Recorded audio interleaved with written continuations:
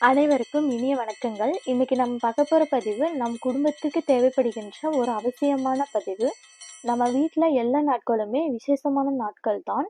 குறிப்பாக கொஞ்சம் வெள்ளிக்கிழமையில கூடுதலான டைமை எடுத்து நம்ம வீட்டில் இருக்கக்கூடியவர்கள், வீட்டோட பூஜை அறையை கிளீன் பண்ணி வைப்பதும், ஒவ்வொரு விஷயத்திலும் வெள்ளிக்கிழமையில நம்ம பார்த்து பார்த்து செய்வோம். ஏன்னா, இந்த நாளானது மகாலட்சுமி யோகமானது. நமக்கு கிடைக்கணும். வீட்ல நல்லபடியா மகாலட்சுமி தாயார் வலம் வரணும். குடும்பத்துல சுப காரியங்கள் நடக்கணும். அப்படி இந்த மாதிரி வெள்ளிக்கிழமையில செய்வோம். அந்த வகையில நம்ம வீட்ல குறிப்பாக இந்த வெள்ளிக்கிழமையில சில விஷயங்கள நம்ம செய்யக்கூடாது. சில விஷயங்கள் கண்டிப்பாக செய்யணும். அப்படின்னு சொல்லிட்டு நம்முடைய முன்னோர்களால் சொல்லப்பட்டு இருக்குங்க. அப்படிப்பட்ட அற்புதமான பதிவு தான் வெள்ளிக்கிழமையில காலையில நம்ம வீட்டு வாசலில் இருந்து ஆரம்பிச்சு, நம்முடைய பூஜை அறையில நம்ம வீட்டுக்குள்ள வரைக்கும் நம்ம எந்த விஷயம் எல்லாம் செய்யலாம், எந்தெந்த விஷயங்கள் செய்யக்கூடாது அப்படிங்கிற அற்புதமான தகவல் தான் இன்னைக்கு தெரிஞ்சுக்க போறீங்க. வெள்ளிக்கிழமை அப்படின்னு சொல்லிட்டாலே மங்களகரமான ஒரு நாள். அதுவும் மகாலட்சுமி தாயார் நம்ம வீட்ல வாசம் செய்கிற அற்புதமான ஒரு நாள்.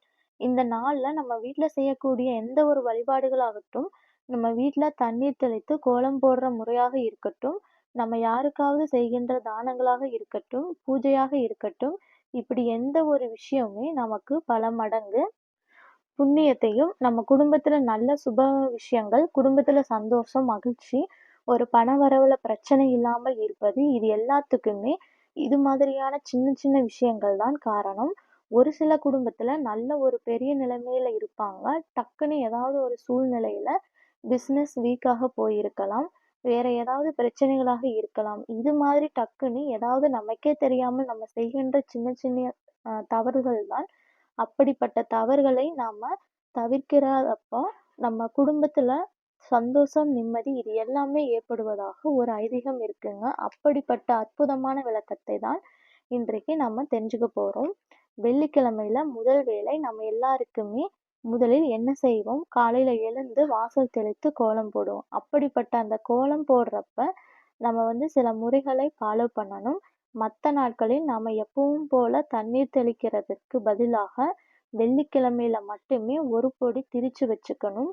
அது என்ன என்ன அப்படின்னா 2 ஏலக்காய், 2 கிராம்பு, கொஞ்சம் மஞ்சள். இது 3மே கலந்து நாம எப்பவுமே வாசல் தெளிக்கிறப்போ தண்ணியோடு சேர்த்து நீங்க கலந்து இந்த 3 பொருள்களை கலந்து நம்ம வாசல் தெளிக்கிறப்ப கண்டிப்பாக அந்த மகாலட்சுமி வாசமானது குடும்பத்திற்கு ஒரு நல்ல ஐஸ்வர்யத்தை கொண்டு வரும். அப்படி தண்ணீர் தெளித்து முடித்தவுடன் நம்ம போடுகின்ற கோலமானது அரிசி மாவினால் போடுவது மட்டுமே விசேஷம். ஏன்னா அப்படி காலையில நம்ம செய்கின்ற சின்னதான ஒரு தான தர்மம் நம்ம அரிசி மாவினால் கோலம் போடுறப்ப அதை சாப்பிடுறதற்கு ஒரு ஈயோ, எறும்போ, காக்கையோ, குருவியோ ஏதாவது ஒரு வாயில்லா ஜீவன்கள் அந்த அரிசி பொடியை சாப்பிட வரும். அப்படி நம்ம செய்கின்ற அந்த தானமே நமக்கு பல மடங்கு புண்ணியத்தை தரும். ஆனால் இப்ப இருக்க காலகட்டத்துல நாம நிறைய பேர் அரிசி மாவினால் தான் கோலம் போடுறோம். ஆனா கோலமானது கொஞ்சம் பளிச்சுன்னு வராது. அப்ப நம்ம எல்லாரும் என்ன பண்ணுவோம்? சாதாரண கோலப்பொடியையும், அரிசி மாவையும் கலந்து நிறைய பேர் கோலம் போடுவாங்க. அப்படி கோலம் போடுறப்ப பறவைகள் அந்த பச்சைகள் எல்லாம் என்ன பண்ணும்னா, நம்ம அரிசி மாவுல தான் கோலம் போட்டு இருக்கோம்னு சொல்லிட்டு, அதை எடுத்து சாப்பிடுறப்ப தெரிஞ்சோ, தெரியாமலேயோ அது இறக்குற சூழ்நிலை வந்துருது. அதனால் தான் அந்த ஒரு பாவத்தை மட்டும் நம்மாலே தேடி போய் செய்யவே கூடாதுங்க. அதனால கோலம் போடுறப்ப எக்காரணம் கொண்டும் அரிசி மாவையும், நம்ம கடையில வாங்குற கோலப்பொடியையும் மிக்ஸ் பண்ணாமல் வெறும் அரிசி மாவால் குறிப்பா அந்த வெள்ளிக்கிழமையில நீங்க கோலம் போட்டீங்கன்னா, ரொம்ப விசேஷமாக இருக்கும். அப்படி இந்த வெள்ளிக்கிழமையில போடுகின்ற கோலமானது விசேஷமான மகாலட்சுமிக்கு உரிய அந்த கோலத்தை போட்டாலே போதுங்க. கண்டிப்பாக மகாலட்சுமி தாயார் நம் வீட்ல வாசம் செய்வாங்க அப்படின்னு ஒரு ஐதீகம் இருக்கு. அப்படின்னா, அது என்ன கோலம்னா, தாமரைப்பூ கோலம். ஏன்னா, நிறைய பேருடைய நம்முடைய முன்னோர்கள் சொல்லி வந்த அந்த பழக்கங்கள் தான் தாமரைப்பூ அப்படின்னு சொல்லிட்டாலே மகாலட்சுமிக்கு உரியது. மகாலட்சுமிக்கு ஐஸ்வர்யமான ஒரு பொருள் தான் அந்த தாமரைப்பூ. அப்படிப்பட்ட அந்த தாமரைப்பூ நம்ம வீட்ல காலையில கோலமா நீங்க வரைந்திருக்கும்போது, கண்டிப்பாக மகாலட்சுமி தாயார் மனம் குளிர்ந்து நம்முடைய வீட்டுல எப்பவுமே நித்திய வாசம் செய்வார்கள் அப்படின்னு சொல்லுவாங்க. இப்போ நம்ம வீட்டுக்குள்ள மகாலட்சுமி வந்துட்டாலே, நம்ம வீட்ல நல்ல நிம்மதி, சந்தோஷம், பணவரவு, நல்ல நல்ல சுபகாரியங்கள் நடப்பது. அப்படி எல்லா நல்ல விஷயங்களுமே குடும்பத்தில நல்லபடியா நடக்கும். அதே மாதிரி நம்முடைய பூஜை அறையில வந்து நம்ம அரிசி கோலம் போட்டுட்டு, அதற்கு மேலே தான் நாம விளக்கு ஏத்துவோம். அப்படிப்பட்ட அந்த கோலமும் தாமரை கோலமா சின்னதா போட்டுட்டு, அதற்கு மேல இந்த வெள்ளிக்கிழமையில மட்டும் இப்படி ஒரு விளக்கை மட்டும் நீங்க ஏத்தி பாருங்க. ரொம்ப ஐஸ்வர்யமாக இருக்கலாம். அதே மாதிரி நம்ம வெள்ளிக்கிழமையில தெரிந்தோ தெரியாமலோ செய்யக்கூடிய மிக முக்கியமான ஒரு தவறுதல்கள் என்னன்னா, காலையில எழுந்த உடனே அதாவது முந்தின நாள் வியாழக்கிழமை இரவு நேரத்துல நம்முடைய அடுப்படியை நல்லா துடைச்சு, அடுப்படியை அந்த எச்சில் பாத்திரங்கள் இல்லாமல் சுத்தபத்தமா நாம பார்த்துக்கணும். அதாவது வெள்ளிக்கிழமை காலையில கண் விழித்து நாம டக்குன்னு அடுப்பங்கரைக்கு போயி, அந்த அடுப்படிய வந்து நல்லா சுத்தமா பார்க்கறதற்கு ஒரு ஐஸ்வர்யமா இருக்கிறப்ப, அந்த இடத்துல நிச்சயமாக ஒரு லக்ஷ்மி கடாட்சம் தங்கும். மகாலட்சுமியோட யோகம் வரும் அப்படின்னும் ஐதீகங்கள் இருக்கு. அதனால இந்த தவறுதலை மட்டும் நாம ராத்திரி படுக்கிறப்ப எச்சில் பாத்திரங்கள் போட்டு வைக்கிற அப்போ அது குடும்பத்திற்கு அந்த அளவுக்கு நல்லதில்ல. அது மட்டும் இல்லாமல் உடல் ஆரோக்கியத்திற்கும் அது நிச்சயமாக கேடு. நிறைய பேர் செய்யக்கூடிய சின்னதான ஒரு விஷயம் என்னன்னா, வெள்ளிக்கிழமையில நம்ம வீடு கூட்டுறப்போ, நம்மளே மீறி மறதியா டக்குன்னு கதவு ஓரத்துல அழுக்கு இருக்கு, ஜன்னல் ஓரத்துல அழுக்கு இருக்குன்னு அப்படின்னு சொல்லிட்டு நம்ம வந்து ஒட்டடை குச்சி வச்சு தட்டுறது, விளக்குமாறு வைத்து தட்டுறது, இல்லாட்டி துணி வைத்து துடைச்சு எடுக்கிறது, இது மாதிரியான தவறுகள் பண்ணுவோம். ஏன்னா, வெள்ளிக்கிழமையில மட்டும் எக்காரணம் கொண்டும் இந்த மாதிரி ஒட்டடை தட்டுறது, சுத்தம் பண்றது, இது மாதிரியான விஷயங்கள் செய்யவே கூடாது. ஏன்னா, அந்த அளவுக்கு நல்லது கிடையாதுங்க. மற்ற நாட்களில் நம்ம ஒட்டடை அடிக்கலாம், வீடு சுத்தம் பண்ணலாம், இது மாதிரி எல்லாம் பண்ணலாம். ஆனால் வெள்ளிக்கிழமையில மட்டும் இது மகாலட்சுமிக்கு உரியதான ஒரு விஷயங்கள் கிடையாது. அதனால வெள்ளிக்கிழமைகள் இது மாதிரியான விஷயங்களை நீங்க அவாய்ட் பண்ணிக்கோங்க.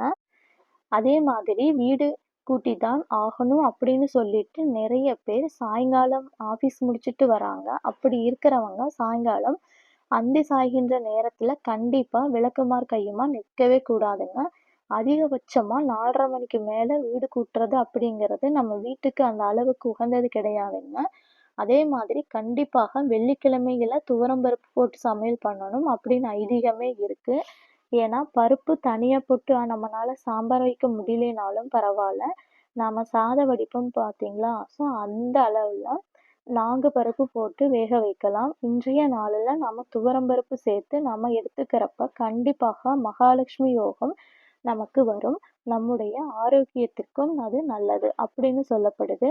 அடுத்தது வெள்ளிக்கிழமையில நிறைய அழுக்கு துணிகளை சேர்த்து வைத்து அந்த வெள்ளிக்கிழமை அன்னைக்கு மூட்டை மூட்டையாய் இப்படி அழுக்கு துணிகளை துவைப்பது அப்படிங்கிறது கண்டிப்பாக செய்யவே கூடாது. மற்ற நாட்களில் இப்படி நிறைய துணியை சேர்த்து வைத்து துவைக்கிறது அப்படிங்கிறது ஒரு வகையில எடுத்துக்கலாம். ஆனா இந்த வெள்ளிக்கிழமைகளில் அழுக்கு மூட்டைகளாக அழுக்கு துணிகளை நம்ம துவைக்கிறப்ப இது நம்ம வீட்டுல மிகப்பெரிய தரித்திரத்தை நமக்கு தேடித் தரும். அதாவது பண கஷ்டம், பண இழப்புகள் இது எல்லாம் வரும் அப்படின்னு சொல்லப்படுது. அதே மாதிரி நிறைய பேர் வீட்ல வந்து எல்லாம் பளிச்சுன்னு வச்சிருப்போம். ஆனா இந்த குப்பை டப்பான்னு சொல்லுவோம் இல்லையாங்க? ஸோ அந்த குப்பை போடுகின்ற குப்பை டப்பா, குப்பை போடுகின்ற முறம், விளக்குமாறு இது எல்லாமே பார்ப்பதற்கு ரொம்ப மோசமான ஒரு நிலையில இருக்கும். எப்ப பார்த்தாலும் அந்த குப்பை தொட்டியிலிருந்து ஏதாவது ஒரு துர்நாற்றம் அடிச்சுக்கிட்டே இருக்கும். நாம குப்பைகளை கொட்டாமல் அதே எல்லா இடத்திலும் பூசிட்டு பார்க்கறதுக்கு ரொம்ப அந்த இடம் அசிங்கமாக இருக்கும். அப்படி எக்காரணம் கொண்டு நம்ம எவ்வளவு வீட்டை சுத்தமா வச்சுக்கிறோமோ அதே அளவுக்கு நம்ம குப்பை வாருகின்ற அந்த முறத்தையும் கூட்டுகின்ற அந்த விளக்குமாறையும் குப்பை டப்பாவையும் நல்ல சுத்தபத்தமா வச்சுக்கணும். ஏன்னா இது எல்லாமே மகாலட்சுமிக்கு உரிய ஒரு இடங்கள். இந்த இடத்தில் எல்லாம் நாம அத சுத்தபத்தமா இருந்தால்தான் நம்முடைய வீட்டுல என்னைக்குமே நம்ம உடல் ஆரோக்கியமாக இருந்தாலும் சரி, நல்ல ஒரு மகாலட்சுமி வாசமும் நம்ம வீட்டுல நிலையான ஒரு செல்வம், பணவரவு, சந்தோஷம் இது எல்லாத்துக்குமே இது மாதிரியான சின்ன சின்ன தவறுதல்கள் தான் காரணம். பார்ப்பதற்கு சின்ன விஷயமா இருக்கலாம். ஆனால் நாம் பண்ணுகின்ற சின்னதான ஒரு விஷயம்தான் குடும்பத்தில் நிறைய பாதிப்புகளை உண்டாக்கிவிடும். நம்ம வீட்ல இந்த மாதிரியான சின்ன சின்ன விஷயங்களை செய்து பாருங்க. கண்டிப்பா குடும்பத்துல எப்பொழுதுமே நல்லதே நடக்கும். இந்த பதிவானது உங்க எல்லாருக்கும் பிடித்திருக்கும்னு நினைக்கிறோம். பதிவு பிடித்திருந்தால் லைக் அண்ட் ஷேர் செய்து விடுங்கள். நம்ம சேனலையும் சப்ஸ்கிரைப் பண்ணி சப்போர்ட் பண்ணுங்க. நன்றி, வணக்கம்.